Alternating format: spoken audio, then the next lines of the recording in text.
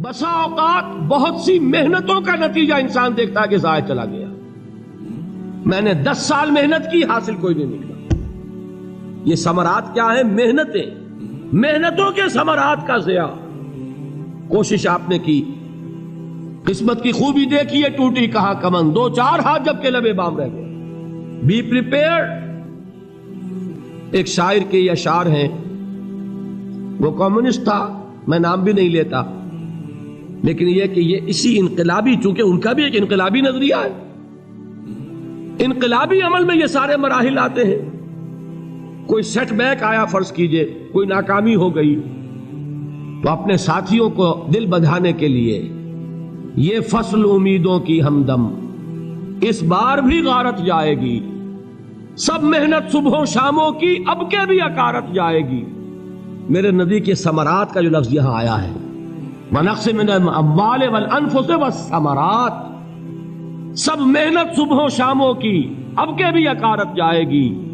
دھرتی کے کونوں کھدروں میں پھر اپنے لہو کی کھاد بھرو، پھر مٹی سینچو اشکوں سے، پھر اگلی رت کی فکر کرو، پھر اگلی رت کی فکر کرو، جب پھر ایک بار اجڑنا ہے.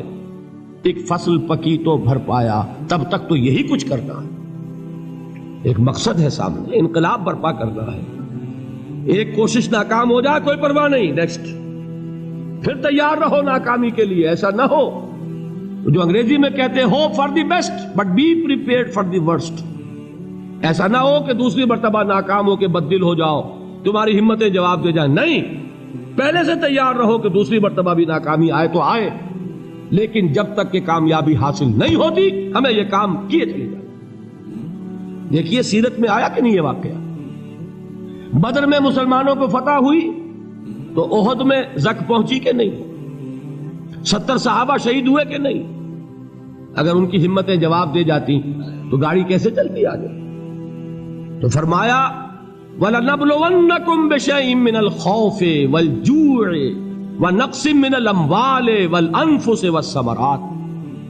ہم تمہیں لازم آزمائیں گے، خوف کی کیفیت سے، فقر و فاقے کی کیفیت سے، بھوک سے، جان کے نقصان سے، مال کے نقصان سے، محنتوں کے حاصل کے ضائع ہو جانے سے. وَبَشِّرِ الصَّابِرِينَ، اور اے نبی بشارت دیجئے صبر کرنے والوں کو. الَّذِينَ إِذَا أَصَابَتْهُمْ مُصِيبَةٌ، وہ کہ جب ان پر کوئی تکلیف آئے، کوئی مصیبت آئے، کوئی آزمائش آئے، قالوا انا للہ و انا الیہ راجعون، وہ یہ کہیں کہ ہم اللہ ہی کے ہیں، اللہ ہی کی طرف لوٹ جانا ہے. یہ وہی انداز ہے جو میں نے فارسی کا شعر سنایا تھا آپ کو کہ سرے تسلیم خم ہے جو مزاج یار میں آئے. وہ ہمارا مولا ہے، ہمارا آقا ہے. اگر اسے یہی منظور ہے تو ہمیں بھی یہی منظور ہے. میں نے تسلیم و رضا کی بات کی تھی نا، آپ کو کچھ شعر سنائے تھے. ایک شعر اور سنیے، اور یہ کس کا ہے؟ محمد علی جوہر کا. ایک مرتبہ جیل گئے، ان کی ایک بیٹی جوان بیمار ہوئی، فوت ہو گئی. باہر چھوڑا انگریز نے، جاؤ بھائی دفن کر دو بیٹی کو. دوسری مرتبہ جیل گئے، دوسری جوان بیٹی اسی مرض میں مبتلا ہوئی. اب یہ جیل میں ہے، خبر پہنچی کہ دوسری بیٹی کے اوپر بھی اسی مرض کا حملہ ہوا ہے.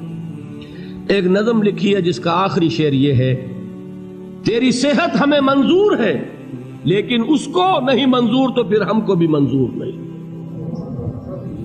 یہ ہے، جب تک یہ کیفیت نہ ہو اس میدان میں آدمی ثابت قدم نہیں رہ سکتا کہ میرے رب کو اگر یہ منظور ہے تو یہی مجھے منظور ہے، اور تیری صحت ہمیں چاہیے تو ضرور، لیکن ہمارے رب کو منظور نہیں تو ہمیں بھی منظور. راضی برضائے رب. وَبَشِّرِ الصَّابِرِينَ الَّذِينَ إِذَا أَصَابَتْهُمْ مُصِيبَةٌ قَالُوا إِنَّا لِلَّهِ وَإِنَّا إِلَيْهِ رَاجِعُونَ. نہ شود نصیب دشمن کے شود ہلاک تیغت، سرے دوستہ سلامت کے تو خنجر آزمائے. اولئک علیہم صلوات من ربہم ورحمہ، یہی ہیں وہ لوگ جن پر ان کے رب کی طرف سے عنایتیں ہیں اور رحمتیں ہیں. وَأُولَٰئِكَ هُمُ الْمُهْتَدُونَ، اور یہی ہے وہ لوگ جو کامیاب ہونے والے ہیں، ہدایت پانے والے، ہدایت یافتہ. اسی سورہ بقرہ میں ذرا آگے چل کر، یہ تو ہے 20واں رکوع، 19واں رکوع، 21ویں رکوع کی پہلی آیت ہے لیس البر ان تولوا وجوہکم قبل المشرق والمغرب ولکن البر من آمن باللہ والیوم الآخر والملائکۃ والکتاب والنبیین وآتى المال على حبه ذوي القربى واليتامى والمساكين وابن السبيل والسائلين وفي الرقاب وأقام الصلاة وآتى الزكاة والموفون بعهدهم إذا عاهدوا والصابرين في البأساء والضراء وحين البأس۔ اب یہ آیت جو ہے سورۃ العصر میں جو مضامین آئے تھے سارے اس میں موجود ہیں۔ وہاں ایمان کا لفظ آیا، یہاں 5 ایمانیات کی تفصیل آ گئی، اعمال کی تفصیل آئی، اور آخری بات وہاں کیا ہے وَتَوَاصَوْا بِالصَّبْرِ، اور یہاں کیا ہے وَالصَّابِرِينَ فِي الْبَأْسَاءِ وَالضَّرَّاءِ وَحِينَ الْبَأْسِ، اور صبر کرنے والے، اصل نیکی ان کی ہے جو صبر کریں، کس میں؟ جنگ کے وقت، ذرائے، بأسائے، بأسا کہتے ہیں فقر اور فاقہ، واحد آئے گا باس تو اس کے معنی جنگ، اور باسا جمع میں آئے گا تو فاقہ، فقر، بھوک، اور ذرائع جسمانی تکلیف، ضرر، جسمانی تکلیفوں میں صبر کرنے والے، فقر اور فاقے میں صبر کرنے والے، اور جنگ کے وقت صبر کرنے والے۔ اولئک الذین صدقوا واولئک هم المتقون، یہ ہیں وہ لوگ جو صبر کرنے والے ہیں، یہ ہیں جو سچے ہیں، جو اپنے دعوے میں نیکی کے اور ایمان کے صادق ہیں، اور یہی وہ لوگ ہیں جو متقی۔ اگلی سورت ہے سورہ آل عمران، اس میں 2 لفظ آئے ہیں، آخری آیت یا ایھا الذین آمنوا اصبروا وصابروا ورابطوا واتقوا اللہ لعلکم تفلحون۔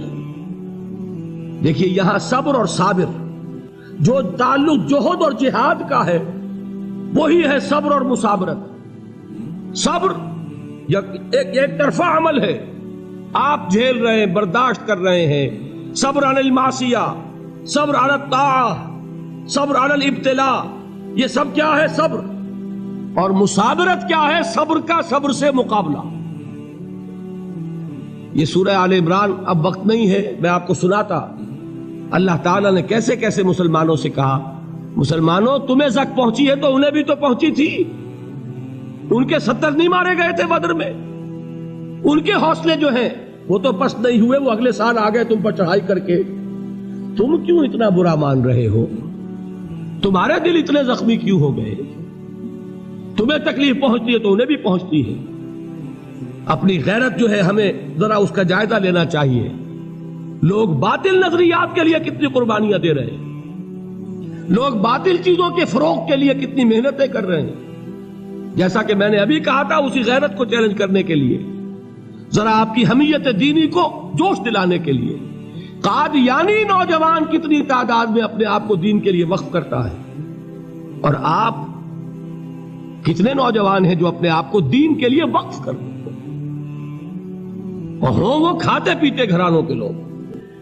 یہ نہیں ہے کہ اگر کوئی اور کام نہیں کر سکتا تو پھر یہ ہے کہ وہ دین کے کام میں لگ جائے۔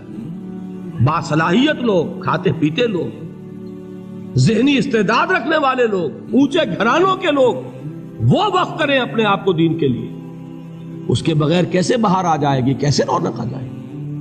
تو دنیا میں باطل نظریات والے جو ہیں، یہ بات کہی گئی ہے، مسلمانوں تم اگر توحید کے لیے لڑ رہے ہو، دیکھتے نہیں ابو جہل کو، اس نے گردن کٹوائی ہے شرک کے لیے، شرک کے لیے گردن کٹوائے، اور تم توحید کے لیے گردن کٹوانے کو تیار نہ ہو۔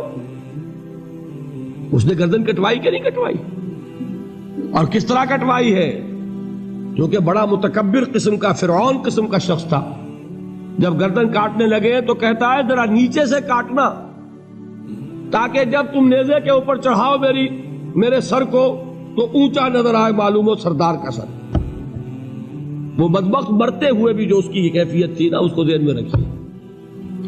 تو یہ اس لوگوں نے قربانیاں دی، جانیں دی، تو فرمایا اگر تم ان سے زیادہ قربانی نہیں دو گے، جو نوٹ کر لیجئے اس کو، مجرد اگر حق کو غالب کرنا اللہ کے ذمے ہو تو آنے واحد میں غالب کر دے گا، تمہیں تکلیف ہی دینے کی ضرورت نہیں۔ سمجھ رہے؟ کیا اللہ کے مقابلے میں کوئی باطل کی طاقت ٹھہر سکتی ہے؟ یہ تمہارے ایمان کا امتحان ہے، یہ تمہارے خلوص کی آزمائش ہے، یہ تمہارے امتحان کا ثبوت درکار ہے کہ اللہ تعالیٰ دیکھنا چاہتا ہے تم اس کے لیے اپنی جانیں قربان کرنے کو تیار ہو کہ نہیں، تم اس کے لیے تن من دھن لگانے کو تیار ہو کہ نہیں۔ اور یہ جان لو کہ اگر کفار اور مشرکین اور ملحدین اور باطل نظریات والے وہ جو کچھ قربانیاں اپنے باطل نظریات کے لیے دے رہے ہیں ان سے زیادہ اگر تم نہیں دو گے تو حق غالب نہیں ہوگا۔ انہوں نے جو صبر کیا ہے اپنے باطل نظریات پر، اگر تم اس سے زیادہ صبر کا ثبوت نہیں دو گے اپنے اس حق پر تو حق غالب نہیں ہوگا۔